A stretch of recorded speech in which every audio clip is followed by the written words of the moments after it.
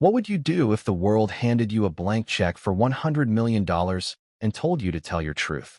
Not just any truth, but the kind that could change perceptions, shape legacies, and redefine the very concept of royalty. Now imagine being the most talked about couple on the planet, praised by some, vilified by others, standing at the intersection of Hollywood ambition and royal bloodlines. That was the dream handed to Prince Harry and Meghan Markle when Netflix inked a historic deal with the Duke and Duchess of Sussex. But that dream, like many others before it, didn't end with applause and accolades. It ended with silence. A slow, awkward fade-out. Not with fireworks, but with a corporate shrug. In a world that thrives on second chances and celebrity reinvention, how did Harry and Meghan's once celebrated Netflix deal fall apart so dramatically? What started as a revolutionary partnership, blending British royalty with American entertainment, eventually crumbled under the weight of unmet expectations, public fatigue, and financial reality. Netflix, a streaming giant known for risky bets and cultural gambles, quietly pulled the plug on the Sussexes' 5-year, $100 million deal, leaving behind a trail of unanswered questions, abandoned projects, and viewers who felt shortchanged. Before we continue, please hit the like button, subscribe to the channel, and turn on the notification bell for updates. But this isn't just about television. It's about trust. It's about the collision of privilege and performance, of duty and desire, and of how even the most powerful narratives can collapse when they forget their audience. The end of Harry and Meghan's Netflix chapter is more than a business decision. It's a reflection of a larger societal moment, of how fame, once pursued as salvation, can become a cage, and how the court of public opinion, once enchanted, can just as swiftly turn away. The moment Netflix announced its deal with the Sussexes in 2020, it was billed as a new era in global storytelling. No longer bound by royal protocol, Harry and Meghan were now free agents, free to shape their destiny, free to finally be heard. And Netflix, ever hungry for compelling content and cultural relevance, saw in the couple a golden opportunity. A love story laced with trauma, royalty, rebellion, and redemption. The kind of story that practically writes itself. But stories are fragile things. And so are the people who tell them. Behind the scenes, cracks began to appear almost immediately. The lavish headlines about multi-million-dollar development budgets were soon followed by whispers of creative disagreements, production delays, and cold feet. Then came the failed projects, the most public of which was Pearl, an animated series personally championed by Meghan, intended to highlight the stories of extraordinary women through the lens of a 12-year-old girl. It was announced with fanfare and canceled with none. That alone should have been a warning sign. Yet few were ready to believe that a brand as powerful as Sussex could falter so quickly. Still, public perception is a fickle mistress. When Harry and Meghan launched their docuseries with Netflix, some viewers tuned in expecting raw honesty and vulnerability. Others braced for what they feared would be another round of palace bashing.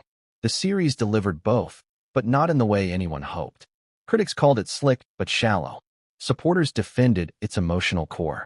And in the end, the numbers revealed the most painful truth of all. The audience was losing interest. But let's rewind the tape for a moment. Before the crash, before the contract collapsed, before the dream unraveled, the Sussex Netflix deal wasn't just about content. It was about cultural power. It was about two people stepping out of the most iconic institution in modern history and declaring their independence. For Harry, it was about legacy. For Meghan, it was about voice. For Netflix, it was about numbers, eyeballs, subscriptions, headlines. The deal made global news for weeks. It was supposed to rival the Obama's partnership with the platform. It was positioned as a masterstroke, Netflix locking in the most gossiped-about couple on Earth. And for a time, the mere idea of Harry and Meghan was enough. But ideas fade when not followed by delivery. And what followed was a series of stumbles, small at first, then seismic. Heart of Invictus, Harry's documentary about wounded veterans, failed to ignite the kind of global conversation Netflix hoped for. Meghan's projects struggled to get off the ground. Budgets ballooned while content remained scarce. Reports swirled about creative clashes between the Sussexes team and Netflix executives. Deadlines were missed. Promises were revised. And somewhere along the way, the magic began to drain. Still, No one expected the end to come so quietly. Netflix didn't make a show of it. There were no dramatic press conferences, no accusations, no explosive headlines. Instead, the deal simply expired. Quietly, softly, like a candle that burned too quickly. Netflix executives reportedly moved on, redirecting resources elsewhere. Meghan and Harry, in turn, began pivoting to other platforms, other partnerships, other hopes. So what really happened? Why did this golden partnership dissolve into dust? Some point to the couple's creative inexperience. Others blame public overexposure. Some insiders whisper about Meghan's alleged micromanagement and creative disagreements that turned collaboration into conflict. Others say the deal was doomed from the start, built on hype, but lacking the infrastructure to deliver consistent, high-impact content. But perhaps the real answer is simpler. Perhaps the audience, already worn down by media fatigue, royal drama, and pandemic-era disillusionment, just didn't want another fairy tale. Perhaps they were looking for something real. And perhaps, despite their best efforts, Harry and Meghan never quite figured out how to give it to them. This exposé will unpack everything, from the first glimmer of promise to the final, silent expiration of the deal. You'll hear the behind-the-scenes whispers, the budget breakdowns, the creative tensions, the emotional toll. We'll explore how this partnership, once billed as a revolution in storytelling, became a cautionary tale. We'll hear from insiders, critics, and supporters, and we'll try to understand what happens when two people escape one gilded cage, only to find themselves inside another. By the end of this story, you'll see the Netflix deal not as a failure, but as a mirror. A mirror reflecting not just the dreams and mistakes of Harry and Meghan, but the way we, as a culture, consume fame, identity, and vulnerability. What happens when royalty tries to become relatable? What happens when power meets platform? But the story just doesn't land? This is not just about Harry and Meghan. This is about a world hungry for stories and quick to abandon them when they disappoint. It wasn't supposed to happen this way.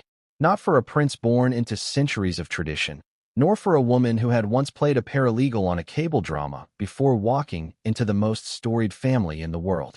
When Prince Harry and Meghan Markle made their decision to step back as senior royals in January 2020, the shockwaves were immediate. The British press called it betrayal. Royalists dubbed it desertion. But to Harry and Meghan, it was a declaration of freedom, a moment where they seized control of their own destiny, with cameras flashing and the world leaning in to see what would happen next. The palace gates were left behind. California's sunshine awaited, and along with it, a new stage, Hollywood. But leaving the palace didn't mean leaving the spotlight. If anything, it meant entering a different kind of one. The curated, image-obsessed, commercially driven spotlight of the entertainment world, where access is currency and storytelling is power. And in this brave new world, Harry and Meghan had something no one else could replicate, a brand soaked in royal mystery and modern defiance. They weren't just former royals. They were a couple who walked away from crowns, castles, and curtsies in the name of autonomy and truth. The announcement of their departure, made via Instagram, of all places, was almost as startling as the act itself. It felt raw, even reckless, to some observers. But to many others, it felt necessary. For years, Meghan had been subjected to brutal tabloid attacks, many laced with racially charged undertones. Harry, haunted by his mother's tragic fate, watched history repeating itself. And so, they did what no one in their position had ever done before. They walked together. And in that single move, they shifted the foundation of the modern monarchy. The move to North America, first to Canada, then to Montecito, California, was framed as an act of self-preservation. They wanted financial independence, creative freedom, and a chance to raise their family outside the goldfish bowl of royal life. But reality set in quickly. Being financially independent from the royal family meant generating income, significant income. And for two people used to opulence and status, the pressure to monetize their new celebrity came fast. Enter the media deals. A Spotify podcast partnership reportedly worth $20 million. Book deals, starting with Harry's explosive memoir Spare. And of course, the Netflix deal, the crown jewel of their post-royal portfolio. Worth a reported $100 million, it was designed to catapult them from royal figures to media moguls. Not just subjects of the news, but shapers of it. Producers, creators, storytellers. For a couple obsessed with controlling the narrative, this was their ultimate shot. And it made sense. On paper, Netflix had been hemorrhaging subscribers at the time and needed bold names to anchor its brand. Harry and Meghan brought global curiosity and controversy in equal measure. In the streaming world, attention is gold, and no couple drew attention quite like them. For Netflix, the Sussexes represented not just content, but cultural cachet. For the Sussexes, Netflix represented a gateway to legitimacy and longevity in Hollywood. But transforming from royal rebels to respected producers is no easy feat. The moment they traded palace walls for production meetings, Harry and Meghan entered a realm ruled not by etiquette, but by metrics. Ratings, viewer retention, story arcs. The royal world may have been rigid, but it was predictable. The entertainment world? It devours you if you don't deliver. Fast. Still, when the deal was first announced, the optimism was undeniable. Archwell Productions, the company founded by the Sussexes, promised to produce impactful content that unlocks action. They would tell stories that inform but also give hope. From environmental documentaries to animated series about female empowerment, their mission was clear: use their platform for good.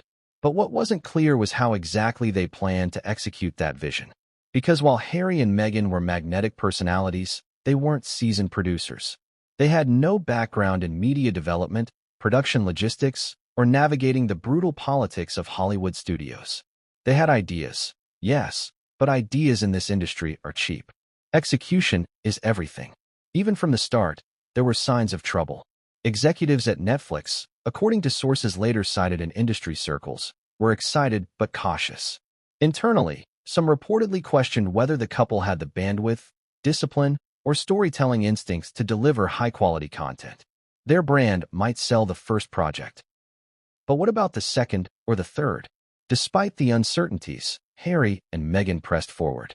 Publicly, they spoke of healing, of transformation, of wanting to do something meaningful. Privately, they were scrambling to prove they could function outside the royal bubble. The Netflix deal was their biggest validation and their most looming pressure point. At first, the couple kept their plans under wraps. Development meetings were held. Concepts were pitched. But progress was slow. Meghan focused on Pearl, her passion project centered on a young girl inspired by female icons. Harry began work on a documentary about the Invictus Games. Meanwhile, Netflix executives waited for deliverables, and subscribers waited to be inspired. But the reality of running a production company from scratch soon caught up to them. Meghan reportedly insisted on final say over creative direction, while also maintaining a high degree of control over branding, messaging, and aesthetic choices. Harry, meanwhile, struggled to find his footing outside the shadow of his military background and family trauma. They were learning on the job, but Netflix wasn't built to wait. By mid-2021, behind closed doors, tensions began to rise. Netflix, which had weathered public flops and internal culture wars, wasn't in the mood to indulge celebrity vanity projects that failed to deliver returns. Subscribers were leaving. The market was cooling. And the Sussexes, for all their star power, hadn't yet released a single product under the massive deal. This mounting pressure coincided with shifting public opinion. While many had supported the couple's initial decision to leave the royal family, others began to grow skeptical. Were Harry and Meghan really looking for freedom, or simply attention on their own terms? Was their mission to tell important stories, or to recast themselves in a more flattering light? The answers were complicated. And as always with the Sussexes, perception was everything. Their infamous Oprah interview had generated both sympathy and skepticism. Some viewers were moved by Meghan's revelations about mental health and institutional racism. Others felt the couple was using victimhood to shield themselves from criticism. The interview aired just as Netflix executives were reviewing early treatments for potential Sussex content, and the divide between public sentiment and commercial expectations became even more stark. Then came the revelation that Harry's memoir was in the works. A deeply personal, unfiltered account of his life in the royal family. While the book would be published under Penguin Random House, it cast a long shadow over the Netflix relationship. Would content developed for the streaming giant overlap with revelations in the memoir? Would the documentary series contradict or reinforce the narrative of the book? And more importantly, was this partnership turning into just another PR vehicle? Still, the public wanted to know. The Sussexes remained compelling, if polarizing, figures, and Netflix, for a time, was willing to bet big on them. That bet, however, would soon prove costlier than anyone imagined. Their first major release under the Netflix deal, the docuseries simply titled Harry and Meghan, would be their moment to prove themselves. It would showcase their story, their truth, their transformation. And while the initial buzz was loud, the fallout would mark the beginning of the end. The royal exit had been risky, but it had also been thrilling. It felt revolutionary, a couple defying centuries of tradition to forge their own path. But Hollywood is a different beast altogether. It doesn't care who your grandmother is. It doesn't crown you for being brave. It only keeps you around if you can hold an audience. And as Harry and Meghan would soon learn, even the most powerful spotlight can go cold. When Netflix signed Prince Harry and Meghan Markle to a 5-year production deal reportedly worth up to $100 million, it wasn't just buying content. It was betting on cultural dominance. The platform, once the trailblazing disruptor of Hollywood, was facing a crisis of its own. Subscriber growth had slowed. Rivals like Disney+, HBO Max, and Apple TV Plus were rising fast. The streaming wars had gone from a novelty to a high-stakes battleground. Netflix needed bold moves. It needed attention-grabbing names. And it needed to signal to investors that it could still own the zeitgeist.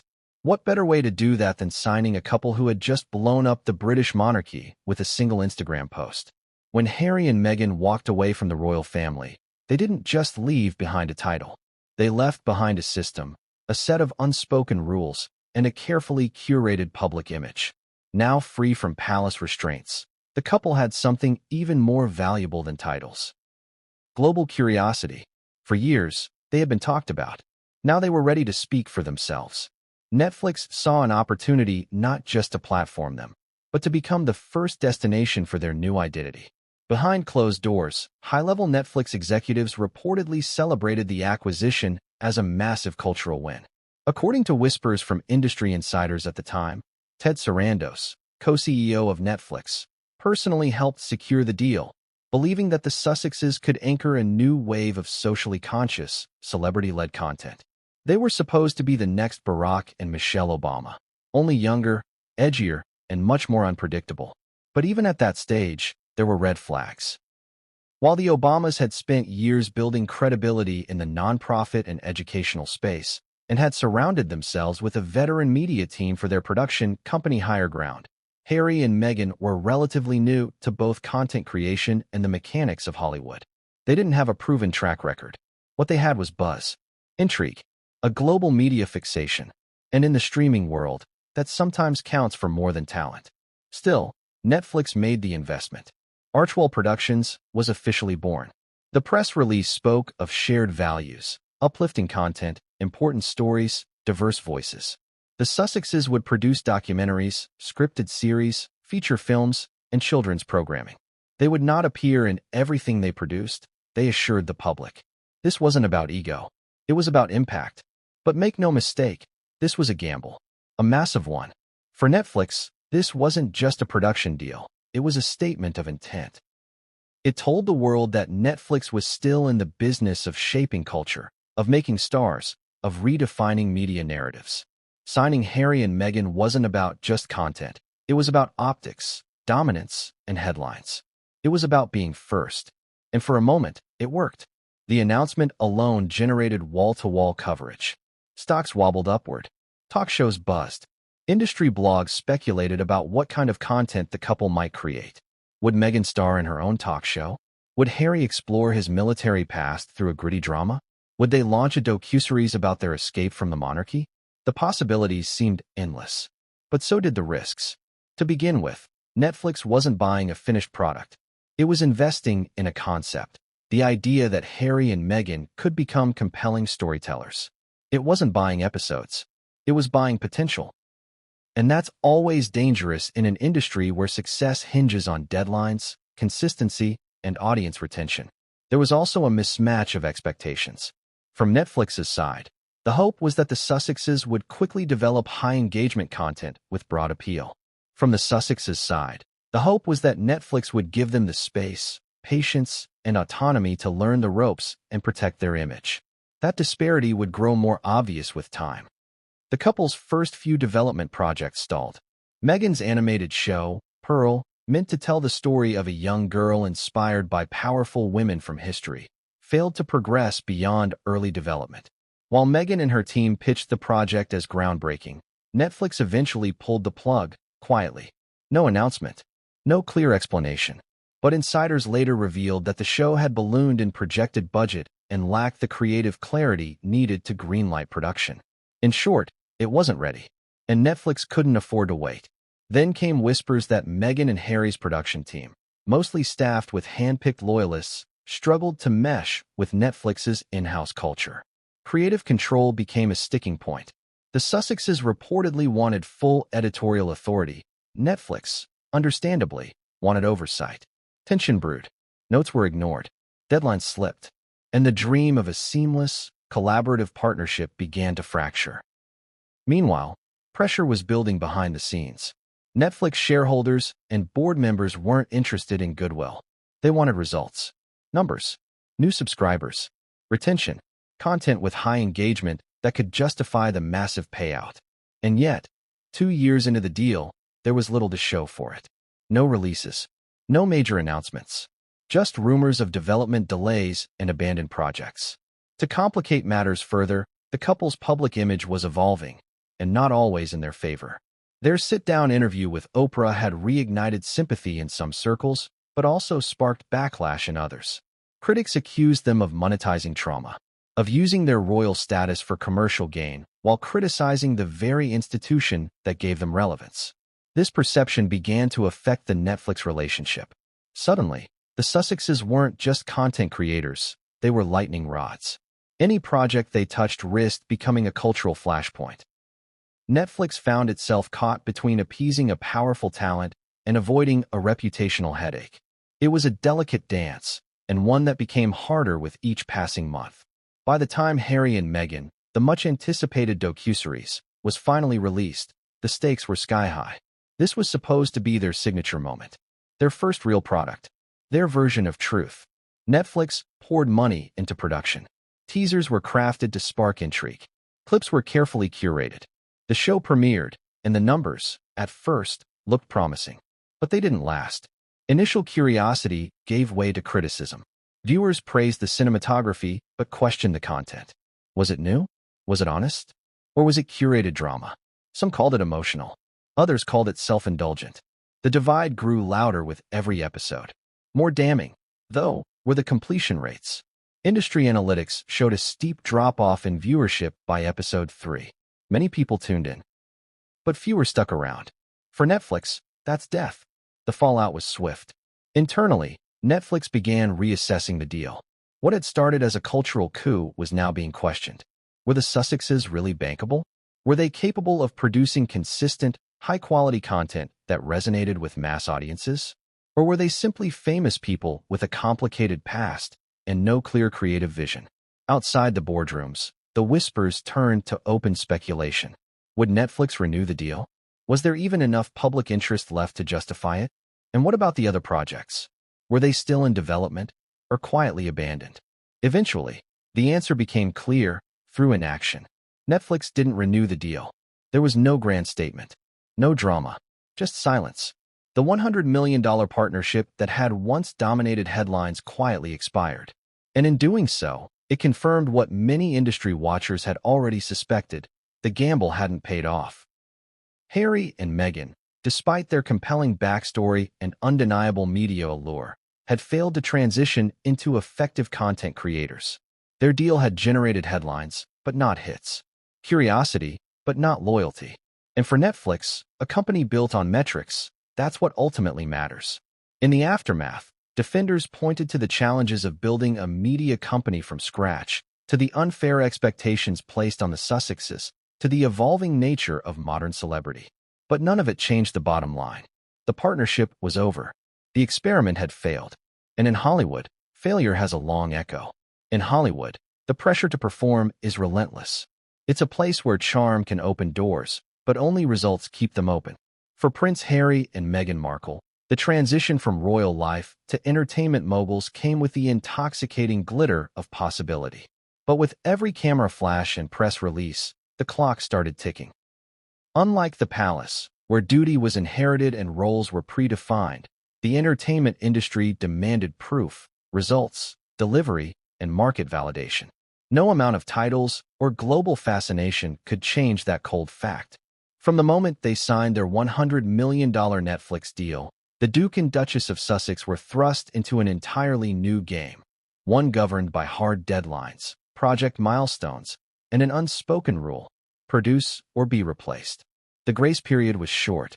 Netflix executives, under immense pressure to reverse subscriber losses and justify massive content expenditures, weren't interested in endless development.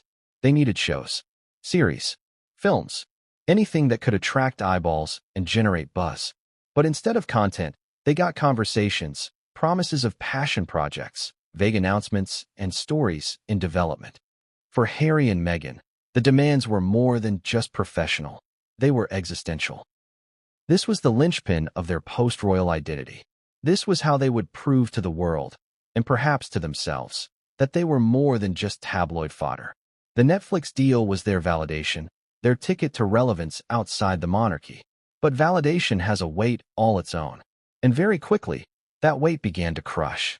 In the early days of their Archwell Productions venture, insiders describe an atmosphere of confusion and indecision.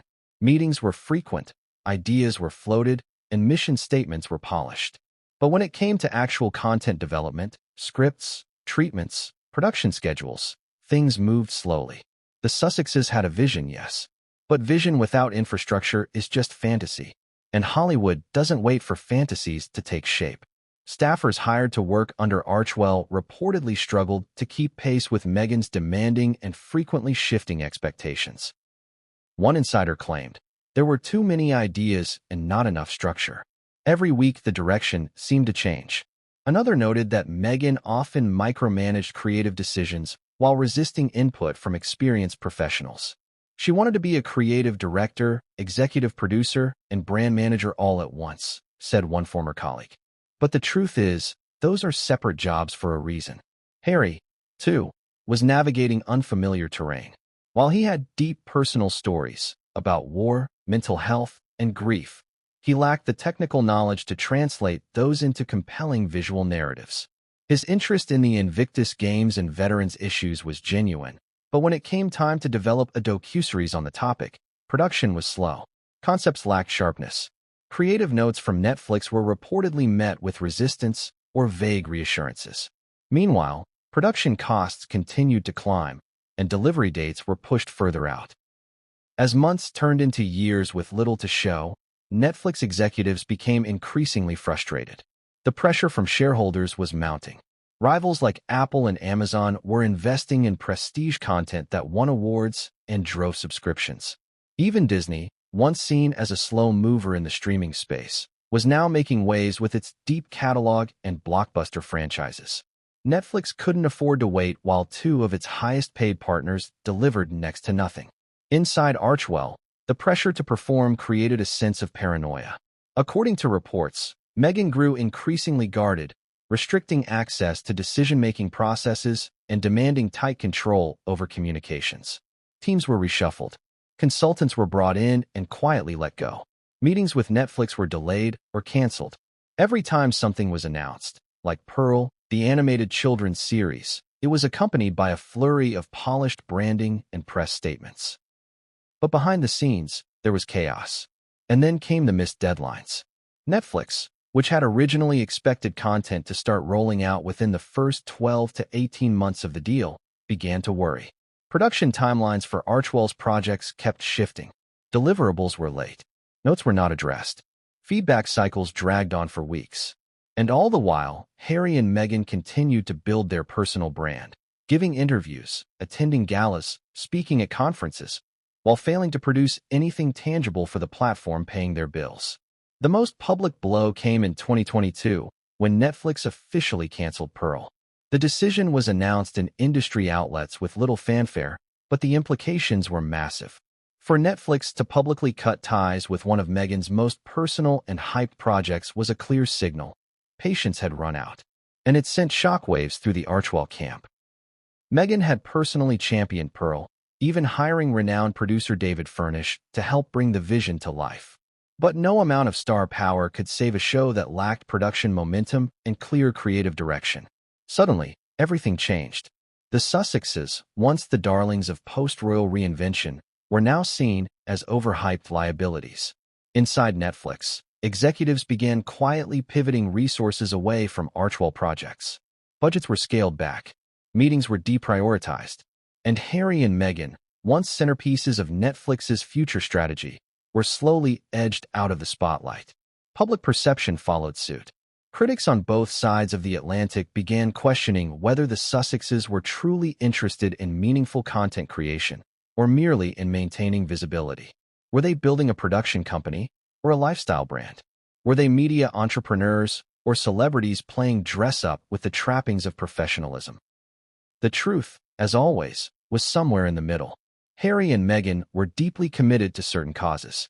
But good intentions don't replace good execution. And in a media ecosystem as competitive as Netflix's, even the slightest misstep can be fatal. All the while, Harry and Meghan continued facing personal pressures. The birth of their second child, Lilibet, brought new demands on their time. The ongoing feud with the royal family, especially after Harry's spare memoir, kept them embroiled in media cycles. And the looming expectation to deliver for Netflix remained unresolved. Every passing quarter without a new release increased the weight on their shoulders. What had begun as a dream had now become a ticking clock. Perhaps the most tragic part of this entire saga is how predictable it became. Hollywood is filled with cautionary tales of famous names who thought visibility was enough, who believed that public attention translated into professional success. But Harry and Meghan weren't just famous, they were historically significant. And that only made the expectations higher and the fall sharper. Netflix had gambled on their story, but once the cameras rolled, it became clear that the story, while emotionally rich, lacked cohesion. The Sussexes wanted to control the narrative, but storytelling isn't just about control. It's about rhythm, conflict, resolution, relatability. And somewhere in their quest to protect their image, they lost touch with the audience. As more time passed and projects continued to stall, even fans began to grow weary. Supportive voices asked where the content was. Why hadn't more projects launched? Why were millions spent without measurable output? Questions piled up. Answers were scarce. By 2023, the writing was on the wall. Harry and Meghan were facing a storm of their own making. The pressure to perform had turned from a creative challenge into a reputational crisis.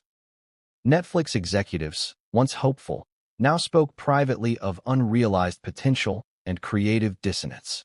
The Archewell team, under increased stress, shrank. Plans were quietly shelved. Hype turned to hesitancy. And what was once a groundbreaking partnership had become an uncomfortable standoff.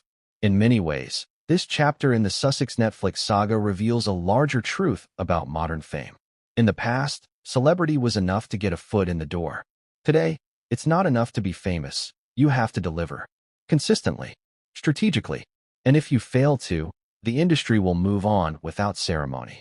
The pressure to perform isn't just about content quotas or executive notes. It's about proving, day in and day out, that you belong, that you can create, that you can connect. And for Harry and Meghan, that pressure ultimately proved too great to meet.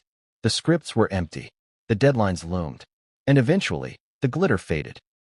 Pearl was supposed to be Meghan Markle's signature offering to the world of animation and storytelling. A project that would not only underscore her commitment to female empowerment, but also cement her role as a legitimate creative force in Hollywood. In many ways, this was more than a TV series.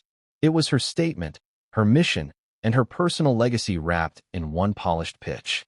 But within months of its announcement, the project that had once gleamed with promise was quietly axed by Netflix. No fanfare, no ceremony, just a hushed burial beneath a tidal wave of other entertainment headlines. What happened to Pearl tells a deeper story, not just about production mishaps, but about misplaced ambition, creative overreach, and a business that does not tolerate hesitation. The initial announcement of Pearl in July 2021 came with all the trappings of excitement. Meghan's Archwell Productions, in collaboration with Netflix, would develop the animated series about a 12-year-old girl who embarks on a journey of self-discovery by learning from influential women throughout history. It sounded noble, accessible, and uniquely marketable. The character, named Pearl, a name tied closely to the etymology of Meghan's own name, wasn't just a protagonist. She was a reflection, an animated stand-in for young Meghan, for future Lilibet, for the kind of girl Meghan once was, searching for examples of strength in a world that didn't always reflect her back. It was a project loaded with personal symbolism, and Meghan wasn't just a passive executive, she was deeply involved. She co-created the show and brought on powerhouse British producer David Furnish, known not just for being Elton John's husband, but for producing acclaimed projects such as Rocketman. With Furnish on board, expectations soared. If anything could propel Archwell into a creative renaissance, it was this carefully shaped, female-forward animated series. But that idealism quickly collided with the machinery of content production. Animation is expensive, very expensive, especially if the quality is expected to compete with established giants like Pixar or DreamWorks. Animation timelines are also notoriously long. Development can stretch for years before a single character is fully rendered, let alone animated into a moving scene. Add to this the complexities of balancing personal input from someone like Meghan, meticulous, protective, and image-conscious, with the demands of a massive corporation like Netflix, and you had a recipe for creative gridlock. Insiders close to the production began to whisper that the project was in trouble even before the public ever saw a teaser. Creative disagreements were rife. Meghan, they said, wanted the project to be educational but also entertaining. She pushed for historical accuracy but also whimsy. She wanted to inspire but not preach, to make it emotional but not melodramatic.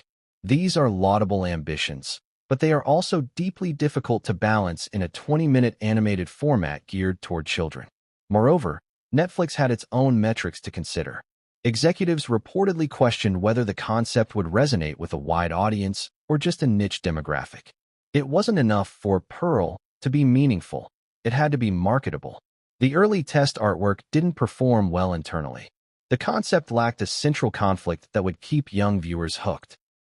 And crucially, Meghan's insistence on retaining creative control delayed essential decisions that would have pushed the project forward. As budget estimates came in, the project's ballooning cost became harder to justify. This wasn't just a passion project anymore. It was becoming a risk. And Netflix, already tightening its purse strings after massive post-pandemic content spending, was beginning to question every dollar spent on unproven properties. At the time, the streaming platform was dealing with a historic dip in subscriber numbers and pressure from investors to cut back on extravagant and profitable deals. Pearl suddenly stood out, and not in a good way. In May 2022, Netflix made its move. In an unceremonious internal update followed by a quiet leak to the press, it was revealed that Pearl had been canceled. No footage had been released. No character designs shared with the public. No teaser, no trailer. Just a few lingering words in a press release months prior, and now, silence. For Meghan, it was more than just the loss of a show. It was the loss of credibility. This was her flagship production, the one she had spoken about with such conviction. Canceling Pearl wasn't just about trimming a budget line. It was a public vote of no confidence in her creative leadership. It exposed the very fragility of her position in Hollywood. And it confirmed what critics had begun to murmur, that Archwell Productions was long on vision but short on execution. Some defenders rushed to blame Netflix. They argued that the platform, in its haste to tighten its belt, had killed a culturally important project that would have uplifted a new generation. They said the cancellation had more to do with market instability than Meghan's creative capacity. But those closest to the situation knew otherwise. The delays, the over-involvement, the inability to pivot quickly when asked. These were symptoms of a larger issue. Meghan wanted perfection, but perfection kills momentum. And in Hollywood, momentum is survival. What made the cancellation more damaging was that it wasn't isolated. It was a signal to the industry that Netflix was no longer enchanted by the Sussex brand. a signal to producers and collaborators that Archwell wasn't as solid a partner as it appeared. Meghan's dream of transforming her personal story into a pipeline of media impact was now tainted by a very public failure. For many observers, the collapse of Pearl was a turning point in the broader Netflix Sussex narrative. It was no longer a question of when Archwell would deliver. It became a question of if they could deliver at all. It called into question the other projects supposedly in development. If this was the most advanced property, and even it couldn't survive, what did that say about the rest?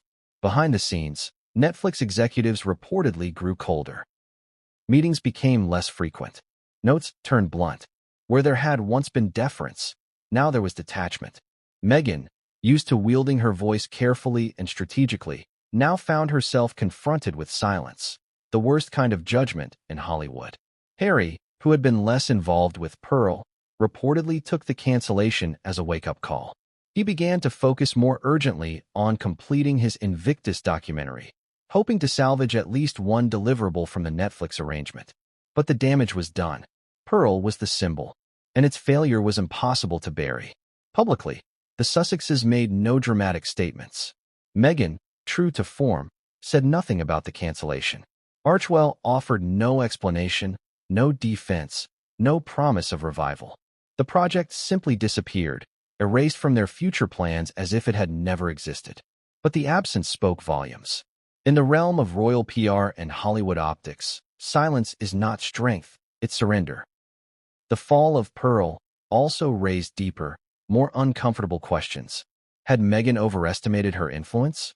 Did she assume that royal fame could bypass the messy process of building an entertainment brand? Had she misjudged how ruthless and unforgiving the content game truly is? These were not questions her allies were eager to answer publicly, but the industry had already moved on. In the end, Pearl became the ghost of what could have been, an ambitious but unrealized dream that exposed the limits of charisma in a business that ultimately values execution above all else. It reminded everyone that storytelling is not just about intention. It's about discipline, teamwork, and compromise. Qualities that, despite their royal polish, Harry and Meghan were still struggling to master.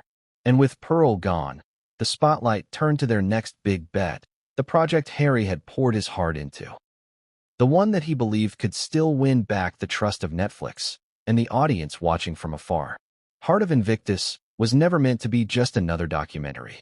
For Prince Harry, it was the emotional cornerstone of his and Meghan's Netflix deal, a project that combined his deepest convictions with his public identity, offering a powerful narrative of service, recovery, and resilience. The Invictus Games, founded by Harry in 2014, was one of the few things from his royal life that the public admired without controversy. It had heart, it had real impact, and it had Harry's fingerprints all over it. But somehow, even this project, rooted in authenticity and humanity, failed to make the splash Netflix hoped for. For Harry, it was a painful lesson. Even when you're passionate, even when the story matters, that doesn't guarantee people will watch. And in Hollywood, if people don't watch, everything else stops mattering. When Heart of Invictus was first announced, it came with high expectations. Netflix, after the failure of Pearl and the lukewarm reception to the Sussexes' docuseries, was looking for something that could restore faith in the Archwell partnership. They needed a hit. And on paper, Heart of Invictus had all the ingredients. It was emotional. It was real. It focused on wounded veterans from multiple nations preparing for the Invictus Games, their battles with physical and psychological trauma, their training regimens, their families, their hopes. It was a story not of celebrities, but of fighters, the kind of underdog narrative that streaming audiences tend to eat up. More importantly, Harry wasn't just an executive producer in name only. He appeared in the series. He narrated parts. He interacted with the athletes. This wasn't just storytelling. It was personal testimony. Harry wanted to remind the public of the man behind the headlines. The soldier. The comrade. The advocate. The series was released in August 2023, and almost immediately, it became clear that something was off. The reviews weren't cruel, but they were underwhelming. Critics praised the athletes' bravery, but lamented the documentary's lack of depth. Some described it as surface level. Others said it felt overproduced. One reviewer noted that it tried to do too much and ended up saying too little. The raw human stories were there, but they were interspersed with footage of Harry talking about himself. And while his presence was meant to lend authenticity, it occasionally veered into self-promotion. Viewers noticed. The tone wavered between sincere and calculated, and the effect was jarring. Worse, the viewership numbers didn't impress. Despite Netflix pushing the release, Heart of Invictus failed to break into the platform's top 10 in multiple key regions. Social media buzz was minimal. Engagement rates were low. In terms of Netflix's internal performance metrics, it underdelivered. The audience wasn't hooked. The series had heart, but it didn't have heat. For Harry, this was a devastating blow. He had poured his soul into the Invictus Games for nearly a decade. It was one of the few projects where no one could question his motives. And yet, in the cold calculus of streaming success, that wasn't enough. Passion did not translate into popularity. Internally, Netflix executives were reportedly disappointed. The hope had been that this series could reset the narrative, prove that Archwell could produce content that moved people. But instead, the documentary only deepened concerns. Despite a moving subject matter and royal involvement, Archwell still hadn't cracked the formula. Their projects were either too slow, too safe, or too self-centered. Some blamed the editing. Others pointed fingers at the pacing. But the truth ran deeper. Heart of Invictus revealed a core issue. The Sussexes, particularly Harry, were still struggling to balance personal storytelling with universal appeal. What mattered deeply to Harry did not automatically matter to the public, and his assumption that audiences would care as much about his causes as he did turned out to be wishful thinking. Moreover, the series structure felt awkwardly tethered to Harry's ongoing feud with the royal family. Though the documentary was meant to spotlight injured veterans, some segments drifted toward Harry's personal reflections about his time in the military, his mental health, and his journey of healing. While these moments were intended to show his relatability, they instead blurred the focus. What should have been a platform for others sometimes felt like a rehabilitation of Harry's own image. Behind the scenes, this misstep only worsened tensions between Netflix and Archwell.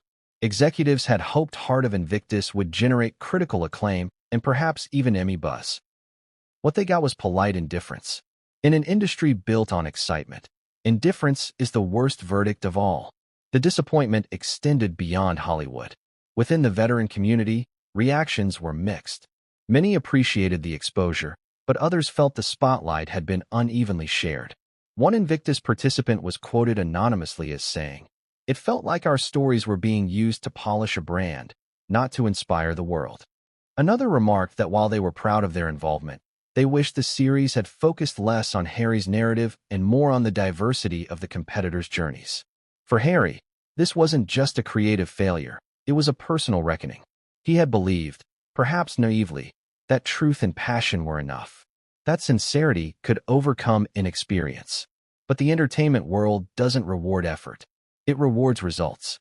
To make matters worse, Heart of Invictus was followed by an eerie silence. Archwell didn't announce a follow-up project. Netflix didn't issue any statements of support. There were no award nominations. No extended interviews. No social media campaigns from Netflix promoting the series beyond the first week. The silence was deafening and telling. For Meghan, the failure of Heart of Invictus added to the growing perception that Archwell was a crumbling enterprise. With Pearl already dead and her other projects in limbo, Meghan had turned her focus to lifestyle branding and social initiatives. But even those efforts were undercut by growing public fatigue. The world seemed to be losing interest. And fast. By the end of 2023, Netflix's patience was exhausted. They had given the Sussexes the benefit of the doubt.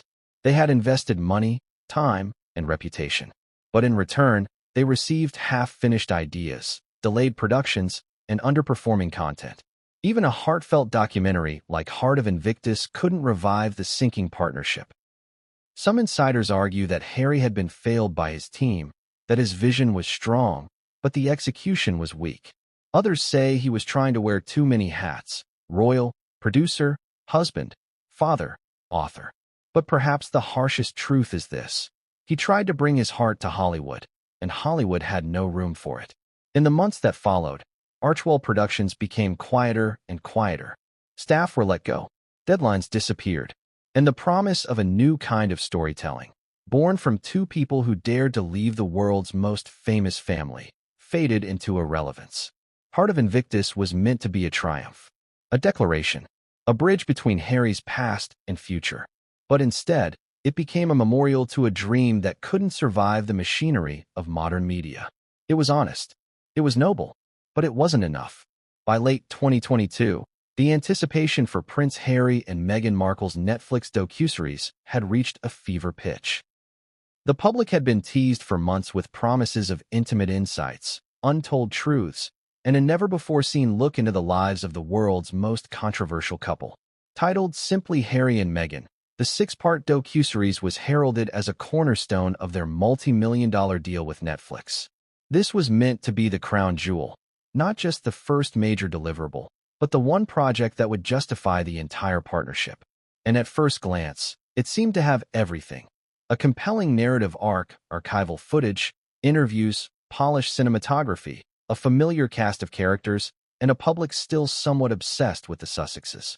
But when the series finally dropped in December 2022, something felt off. What was supposed to be a raw, soul-bearing portrait of two people reclaiming their story slowly morphed into something far less moving. A drawn-out, polished, and at times painfully performative reality show masquerading as documentary storytelling. Viewers didn't just tune in. They dissected.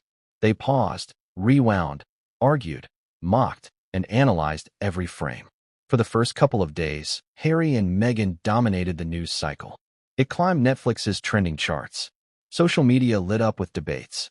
Royal commentators picked it apart, frame by frame. But as the dust began to settle, a quieter, more enduring reaction started to set in: disappointment. The series opened with a bang, a montage of intimate black-and-white photographs, candid clips of the couple kissing, laughing, and relaxing in their Montecito home. It was stylish, seductive even, a curated presentation of love against the odds. And yet, it quickly became clear that much of what was being presented wasn't so much revelatory as it was repackaged. Familiar grievances resurfaced: media scrutiny, institutional racism, royal indifference, emotional distress. The themes were legitimate, serious, even. But they felt stale, overly rehearsed, like a speech delivered one too many times. Throughout the series, Meghan appeared articulate, poised, and emotionally expressive.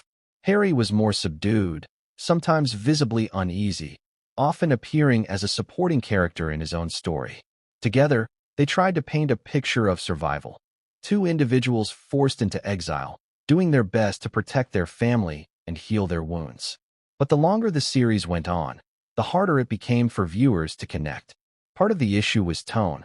The docuseries walked an awkward line between vulnerability and vanity. While there were sincere moments, such as Harry reflecting on his mother's death or Meghan describing her mental health struggles, they were often undercut by high-production stylization. Every emotional beat was accompanied by cinematic scoring. Every dramatic moment was followed by sweeping drone shots of their Californian estate. It didn't feel lived in. It felt staged. And that, perhaps, was the most jarring realization for many viewers. Harry and Meghan didn't feel like a documentary. It felt like reality TV, polished to the point of sterility. There were no sharp edges, no uncomfortable silences, no genuine messiness. It was all too perfect. And in its perfection, it lost authenticity. Critics were quick to pounce. Media outlets from both sides of the Atlantic issued scathing reviews. One UK columnist wrote, "It's a 6-hour branding exercise, nothing more." An American culture critic remarked, "It's beautiful and boring at the same time. Like a museum exhibit that moves." Netflix, hoping for cultural impact, had instead produced a cultural shrug. More damaging, however, was the reaction from the general public. On social media, once enthusiastic viewers began to express frustration. "We've heard all of this before," some said. "What's new?" others asked. Memes spread fast. Clips were taken out of context and turned into internet fodder. A scene of Harry speaking solemnly about institutional pain was cut into a TikTok joke within hours. The narrative had escaped them, and in many ways, turned on them. Even supporters began to feel uneasy. Many who had championed the Sussexes' right to speak out now questioned the repetitive nature of their message. Was this really about truth-telling? Or was it about control? Were Harry and Meghan using the documentary format to build understanding, or to cement their version of events, regardless of nuance? The docuseries also reignited tensions with the royal family. While it stopped short of direct attacks, the subtext was impossible to miss. Footage was spliced with headlines and paparazzi shots that placed the blame squarely at the feet of the monarchy and the British press. Prince William and King Charles were not named explicitly, but their silhouettes loomed large. Friends and associates of the Sussexes appeared on screen to validate their claims, further entrenching the US versus them narrative. And yet, despite the simmering royal drama, the series failed to deliver the seismic cultural moment Netflix had banked on. There were no Emmy nominations, no major awards buzz. It trended for a week, then vanished. The completion rates, a metric Netflix holds sacred, dropped sharply after the third episode. Many viewers started but didn't finish, a sign that curiosity outweighed staying power. For Netflix, this was a sobering outcome. Harry and Meghan had been heavily marketed. Billboards, teasers, magazine interviews. The streaming giant had gone all in, and now they were faced with a reality they couldn't ignore. The public's appetite for the Sussexes was dwindling, not because their story lacked merit, but because it had been told too many times, in too many formats, with too little variation. Internally, the failure of the docuseries became a turning point. According to sources familiar with the situation, top executives at Netflix began re-evaluating the entire Archewell partnership. They had paid for exclusivity, for innovation, for blockbuster content. What they had received was a glorified video diary. Slick, yes, but substantively thin. And for Harry and Meghan, the aftermath was equally challenging. They had hoped Harry and Meghan would reframe their narrative, reclaim their dignity, and set the stage for future creative endeavors. But instead, it reinforced the very criticisms they had sought to escape, that they were obsessed with their image, disconnected from ordinary people, and increasingly trapped by their own story. The real tragedy of the docuseries wasn't that it was poorly made. Technically, it was beautiful. The problem was that it misunderstood what audiences truly crave from personal storytelling: imperfection, vulnerability, growth. Instead of evolving, the Sussexes seemed stuck, retelling old wounds instead of exploring new chapters. By the end of the sixth episode, viewers weren't asking, "What comes next?" They were asking, "Is there anything left to say?" It wasn't the critics who brought Harry and Meghan's Netflix empire to its knees. It wasn't even the royalists or the tabloids. It was the viewers, the everyday people who clicked, watched, judged, and walked away. In the digital age, content lives or dies not by the names attached to it, but by the response it triggers. And in the case of the Sussexes' ambitious foray into streaming, the response was loud, swift, and eventually suffocating. No more. What began as a groundswell of curiosity slowly turned into a wave of fatigue. And then, fatigue evolved into something more pointed: frustration. Viewers had been promised insight, vulnerability, inspiration. What they received instead felt more like a polished monologue, rehashing old wounds while offering little that felt emotionally fresh or creatively daring. When Harry and Meghan dropped on Netflix, initial viewership figures seemed encouraging. It climbed into the top 10 in the US, the UK, and other English-speaking countries.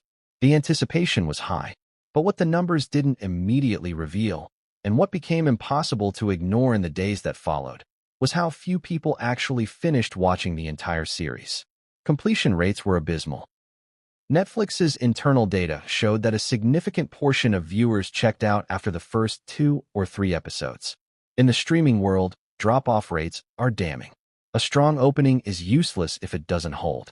And for Netflix, this data wasn't just disappointing, it was devastating. Millions of dollars had been invested.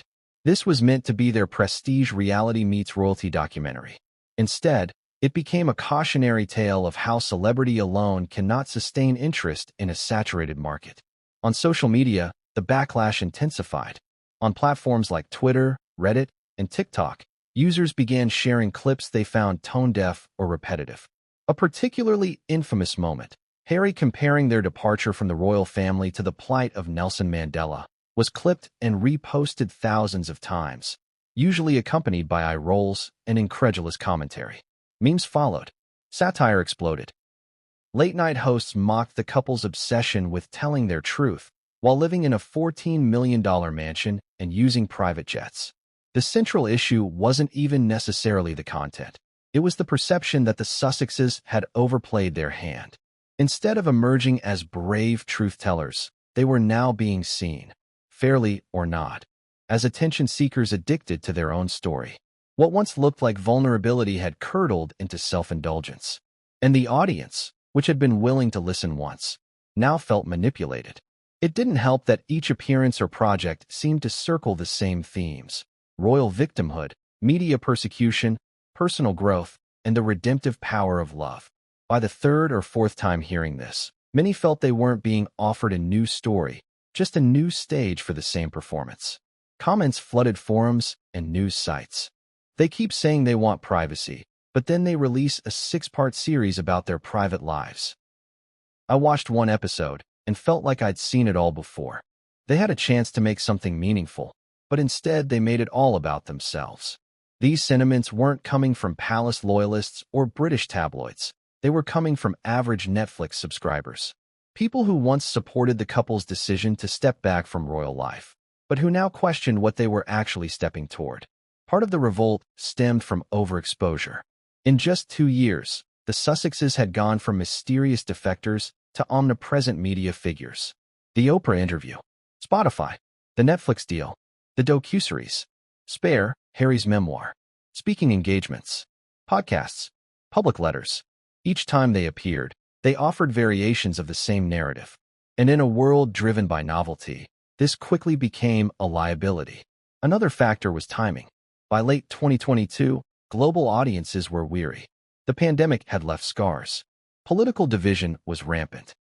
Economic stress was mounting. People were looking for escape, catharsis, or fresh perspectives. Instead, they were given 2 people who, though undoubtedly mistreated in certain ways, seemed unable to move on from their own trauma. That inability to evolve made viewers uncomfortable. Most human stories are built around arcs, a beginning, a middle, and an end. Audiences wanted to see Harry and Meghan heal, grow, and step into new roles. Instead, they felt trapped in a loop. Each new interview or documentary revisited the same origin point. There was no narrative momentum, no forward motion, just emotional recycling. As viewer sentiment soured, so did press coverage. Headlines shifted from admiration to cynicism. Opinion pieces that once defended the couple now questioned their motives. Influential voices, from both the left and right, began to ask the same thing. Why won't they let go? Netflix, always acutely aware of audience sentiment, took notice. Inside executive meetings, the Archwell deal was now being viewed not as a long-term investment, but as a sunken cost. More than a year after signing the deal, only one major project had been released, and it had failed to capture lasting interest. And with each new media wave, the Sussexes brought not renewed excitement, but renewed backlash. Behind the scenes, Netflix began distancing itself. Development on other Archwell projects slowed. Budgets were quietly reallocated. Communication, once enthusiastic, turned cautious. The internal mood had shifted from optimism to damage control. No one wanted to be the executive who approved another Sussex flop. And while Harry and Meghan likely expected some criticism, they seemed unprepared for the sheer scale and speed of public rejection. In interviews following the release of the docuseries, they remained upbeat, speaking about owning their narrative and reclaiming their voice. But the disconnect was growing. Each time they tried to reinforce their message, it felt increasingly hollow. The audience had moved on. The media cycle had moved on. And Netflix was not far behind. Perhaps the most ironic aspect of this viewer revolt was that it mirrored the very rejection Harry and Meghan claimed to flee when they left royal life.